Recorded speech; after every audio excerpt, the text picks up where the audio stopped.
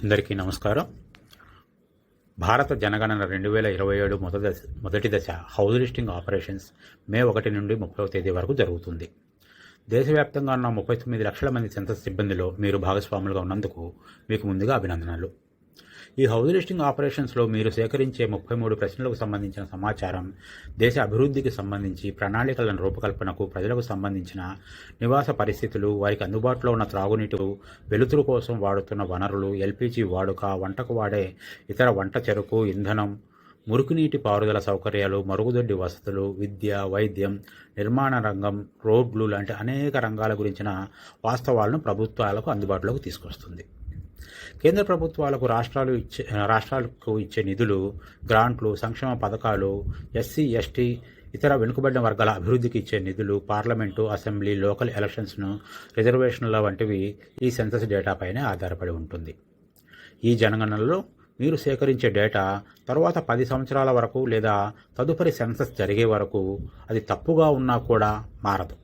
కావున మీరంతా ఈ సమాచారం యొక్క ప్రాముఖ్యతను సరిగా అర్థం చేసుకొని మీ విధిని సరైన విధంగా నిర్వర్తించాలి. దీనికి సంబంధించి మీరు అందరూ ట్రైనింగ్ పొందారు. ఈ ట్రైనింగ్లో మీరు చేయవలసిన విధులు, పద్ధతుల గురించి ముఖ్యమైన కొన్ని విషయాలు ఇక్కడ మనం గుర్తు చేసుకుందాం. మీ ఫోన్లో ఉన్న హెచ్ఎల్ఓ ట్రైనింగ్ యాప్ను అన్ఇన్స్టాల్ చేయాలి. మే 1వ తేదీ ఉదయం 7 గంటలకు ఆండ్రాయిడ్ ప్లే స్టోర్ లేదా యాపిల్ స్టోర్ నుంచి సెన్సస్ 2027 హెచ్ఎల్ఓ యాప్ను డౌన్లోడ్ చేసుకోండి. గుర్తుంచుకోండి, ట్రైనింగ్ యాప్ను మళ్ళీ డౌన్లోడ్ చేసుకోవద్దు, యాక్చువల్ యాప్ని డౌన్లోడ్ చేసుకోండి. ఇప్పుడు ఎంపిక చేసుకున్న భాషలోనే చివరి వరకు పనిని పూర్తి చేయవలసి ఉంటుంది. ఒక్కసారి కన్ఫర్మ్ చేసిన తరువాత భాష మార్చడం కుదరదు. యాప్ అన్ఇన్స్టాల్ చేసినా లేదా ఫోన్ మార్చినా కూడా కుదరదు. ఇదందరూ తప్పకుండా గమనించాలి. మీ హెచ్ఎల్బీలో ఉన్న సెల్ఫ్ ఎన్యూమరేషన్ ఐడీలు మీకు సరిగా రావడానికి రిఫ్రెష్ బటన్ను క్లిక్ చేయాలి.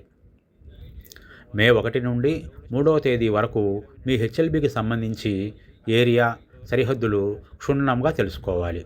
హెచ్ఎల్బీ లేఅవుట్ మ్యాప్ గీయాలి. ప్రతి హెచ్ఎల్బీకి లేఅవుట్ మ్యాప్లు 2 కాపీలు గీయాలి. హెచ్ఎల్బీ లేఅవుట్ మ్యాప్ గీయడానికి రిఫరెన్స్గా మీకు అపాయింట్మెంట్ ఆర్డర్లో ఇచ్చిన లేదా యాప్లో డౌన్లోడ్ అయిన పీడిఎఫ్ మ్యాప్ను యూజ్ చేసుకోవాలి. మ్యాప్లో నార్త్ అనేది ఎప్పుడూ పైకి చూపిస్తూ ఉంటుంది. ఈ క్రమంలో మీ హెచ్ఎల్బీకి సంబంధించి నార్త్ వెస్ట్ అనగా వాయువ్యం మూల ఏదైనా కార్నర్లో మొదలుపెట్టి స్టార్టింగ్ పాయింట్ను చూపిస్తూ కట్టడాలు అంటే బిల్డింగ్స్, భవనాలని పక్కా అయితే స్క్వేర్ బాక్స్ మరియు కచ్చా అయితే త్రిభుజాకారంలో లేదా ట్రయాంగిల్ ఆకారంలో బొమ్మలో చూపిస్తూ వరుసగా డోర్ నంబర్లు మరియు ఆ భవనములలో ఉన్న గణన గృహాల సంఖ్యను మ్యాప్లో చూపించాలి.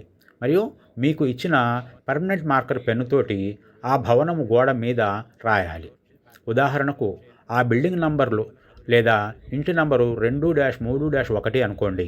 మరియు ఆ బిల్డింగ్లో 3 గణన గృహాలు అనగా సెన్సస్ హౌసెస్ ఉన్నట్లయితే గోడ మీద 2-3-1 బ్రాకెట్లో 3 అని రాయాలి. ఇది ఆ బిల్డింగ్లో ఎన్ని గణన గృహాలు ఉన్నాయో తెలియజేస్తుంది. ఏ కట్టడము కూడా వదిలిపెట్టకుండా లేఅవుట్ మ్యాప్ మీద గీయాలి. ఆ హెచ్ఎల్బీ ఏరియాలో ఉన్న ఖాళీ స్థలాలు కూడా మ్యాప్లో చూపించాలి. తద్వారా మీకు కేటాయించబడిన హెచ్ఎల్బీలో ఏ కట్టడం కూడా వదిలివేయబడలేదు అని నిర్ధారించుకోవాల్సి ఉంటుంది. ఆ విధంగా సౌత్ ఈస్ట్ కార్నర్ అనగా ఆగ్నేయము మూలలో ఎండు చేసేటట్లుగా చూసుకోవాలి. ఎటువంటి పరిస్థితులలోనూ ఏ భవనము లేదా కట్టడము వదిలివేయబడకుండా లేదా డూప్లికేట్ కాకుండా చూసుకోవాలి. నలుదిశల సరిహద్దులను లేఅవుట్ మ్యాప్లో తప్పనిసరిగా మార్క్ చేయాల్సి ఉంటుంది. అన్ని ల్యాండ్ మార్క్స్ అనగా గుడులు, మసీదులు, చర్చులు, పోస్ట్ ఆఫీసులు, స్కూళ్ళు మొదలగు అన్నిటినీ లేఅవుట్ మ్యాప్లో చూపించవలసి ఉంటుంది. రోడ్లు, నదులు, చెరువులు, కాలువలు, రైల్వే ట్రాక్స్ మొదలగునవి ఉన్న ఎడల ఖచ్చితంగా మార్క్ చేయవలసి ఉంటుంది.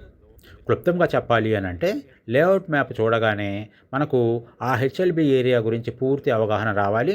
అందులో ఉన్న అన్ని వివరాలు ఆ మ్యాప్ చూడగానే అన్ని రోడ్ల గురించి కూడా మనకు అందులో తెలియాలి. మొదట మీరు రఫ్గా లేఅవుట్ మ్యాప్ని గీసి ఇది మీకు మాన్యువల్లో ఉన్న రఫ్ మ్యాప్ను ఇందుకు ఉపయోగించుకోవచ్చు. తర్వాత మీకు ఇచ్చిన ఎంటీ ఒరిజినల్ లేఅవుట్ మ్యాప్స్లో గీయవలసి ఉంటుంది. ఇలా చేయడం ద్వారా మెయిన్ లేఅవుట్ మ్యాప్లో దోషములు జరగకుండా నివారించవచ్చు. మీకు ఇవ్వబడిన లేఅవుట్ మ్యాప్స్లో మీకు ఇచ్చిన అపాయింట్మెంట్ ఆర్డర్లో గల స్థాన వివరములను ఫిల్ చేయాల్సి ఉంటుంది. ప్రతి ఎన్యూమరేటరు కూడా 2 లేఅవుట్ మ్యాప్స్ని డ్రా చేయగలరు ప్రతి హెచ్ఎల్బీకి. 4వ రోజు నుండి హెచ్ఎల్ఓ మొబైల్ యాప్లో డేటా కలెక్షన్ చేస్తున్నప్పుడు మొదటి ప్రశ్న లైన్ నంబర్ అనేది యాప్లో ఆటోమేటిక్గా వస్తుంది. రెండవ ప్రశ్న బిల్డింగ్ నంబరు అనగా భవనము లేదా కట్టడం నంబర్ను ఎంటర్ చేయవలసి ఉంటుంది. ఉదాహరణకు 5-2-1 ఈ విధంగా. ఒక భవనము కట్టడంలో ఒకటి కంటే ఎక్కువ గణన గృహాలు ఉన్న ఎడల నెక్స్ట్ గణన గృహము కోసం బిల్డింగ్ నంబర్ వద్ద రిపీట్ బటన్ని క్లిక్ చేస్తాం. ఇక్కడ ఒక ముఖ్యంగా గమనించాలి ఏంటంటే బిల్డింగ్ నంబరు ఒకసారి ఎంట్రీ చేసిన తర్వాత ఎడిట్ అవ్వదు. అందువలన బిల్డింగ్ నంబరు ఇచ్చేటప్పుడు జాగ్రత్తగా ఇవ్వగలరు. తదుపరి న్యూ అని క్లిక్ చేయవలసి ఉంటుంది. 3వ ప్రశ్నలో సెన్సస్ హౌస్ నంబర్ అనగా గణన గృహము నంబరు యాప్లో ఆటోమేటిక్గా జనరేట్ అవుతుంది. ఇది 4 డిజిట్ నంబరు 0001 తోటి మొదలవుతుంది. ఈ నంబరును కూడా ఆ గణన గృహము గోడ మీద పర్మనెంట్ మార్కర్ పెన్నుతో రాయాల్సి ఉంటుంది. ఒక గణన గృహంలో 2 కుటుంబాలు, ఉదాహరణకు తల్లి తండ్రి, కొడుకు కోడలు 2 వేరువేరు కుటుంబాలు అని చెప్తున్నప్పుడు మనము 3వ ప్రశ్నలో రిపీట్ ఆప్షన్ను ఎంచుకోవాల్సి ఉంటుంది. హౌస్ హోల్డ్ నంబర్ కూడా యాప్లో ఆటోమేటిక్గా జనరేట్ అవుతుంది. నిర్మాణంలో ఉండి పైకప్పు పూర్తి అయిన కట్టడాలు కూడా భవనాలుగా గుర్తించాలి. మొబైల్ యాప్లో 7వ ప్రశ్నలో కోడ్ నంబర్ 2 నివాసము మరియు ఇతర ఉపయోగము అని సెలెక్ట్ చేసినప్పుడు క్రింద ఇవ్వబడిన బాక్సులో దాని వాస్తవ ఉపయోగము అనగా నివాసము మరియు టైలరింగ్ షాప్ అని లేదా నివాసము మరియు డెంటల్ హాస్పిటల్ ఈ విధంగా మీరు పూర్తి చేయవలసి ఉంటుంది. అక్కడ వివరాలను పూర్తి చేయవలసి ఉంటుంది. సంస్థాగత కుటుంబాలు అనగా ప్రభుత్వ సంక్షేమ వసతి గృహాలు, జైళ్ళు, అనాథాశ్రమాలు, రిజిస్టర్ అయిన పేయింగ్ గెస్ట్ అకామిడేషన్స్ మొదలగునవి చేస్తున్నప్పుడు కోడ్ నంబర్ 2 సెలెక్ట్ చేసుకొని కింద సంస్థాగత కుటుంబం దగ్గర బాక్సులో టిక్ చేయాలి. మరియు కింద ఇవ్వబడిన బాక్సులో ఎస్సీ గర్ల్స్ హాస్టలు లేదా బీసీ బాయ్స్ హాస్టలు ఈ విధంగా ఎంటర్ చేయగలరు. పాఠశాలలు, హోటళ్ళు, దుకాణములు, గెస్ట్ హౌజులు, సినిమా హాల్స్ సంస్థాగత కుటుంబాలు కావు. ఇది గుర్తుంచుకోవాలి. ప్రశ్న సంఖ్య 13లో ఓన్లీ సిక్కు, హిందూ, బుద్ధిస్టులు మాత్రమే ఎస్సీ వారుగా పరిగణించబడతారు. వేరే మతాల వారు ఎస్సీలుగా పరిగణించబడరు. దీనికి మీకు ఇచ్చిన స్టేట్ స్పెసిఫిక్ ఎస్సీ ఎస్టీ లిస్టులను ఉపయోగించుకొని ఆ కుటుంబాల వారు చెప్పే క్యాస్ట్ పేరు ఆ లిస్టులో ఉంటే దాన్ని ఎస్సీ లేదా ఎస్టీగా గుర్తించాలి, లేదంటే ఇతరులలో గుర్తించాలి. ప్రశ్న సంఖ్య 15లో నివాస గదులుగా కిచెన్, టాయిలెట్, వరండా మరియు స్టోర్ రూమ్లను పరిగణించకూడదు. మరియు దుకాణములు ఉన్న గదులని కూడా నివాస గదులుగా పరిగణించకూడదు. అంటే ఒక రూమ్ ఉండి దాని ముందు దుకాణం నిర్వహిస్తూ వాళ్ళకి సపరేట్గా ఇంకొక రూమ్ అంటూ లేకుండా ఉంటే వాళ్ళకి అందుబాటులో ఉన్న నివాస గదుల సంఖ్యను 0గా చూపించవలసి ఉంటుంది. ప్రశ్న సంఖ్య 16లో సహజీవనము చేయువారు కూడా కపుల్స్గానే పరిగణించబడతారు. వారు ఆ విధంగా చెప్తే.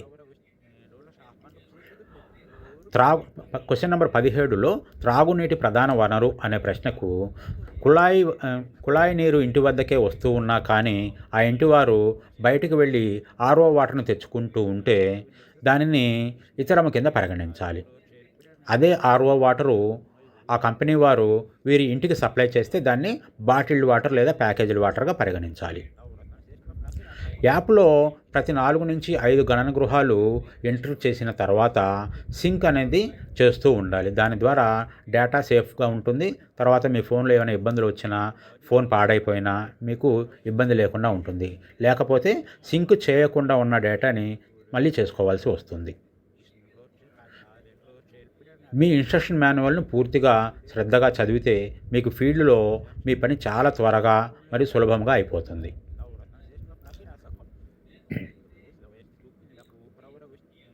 ఎండలు ఎక్కువగా ఆ, ఉండడం వలన మీరు తగు జాగ్రత్తలు తీసుకొని ఆరోగ్యం పట్ల శ్రద్ధ వహిస్తూ మీ విధిని నిర్వర్తించుకోండి.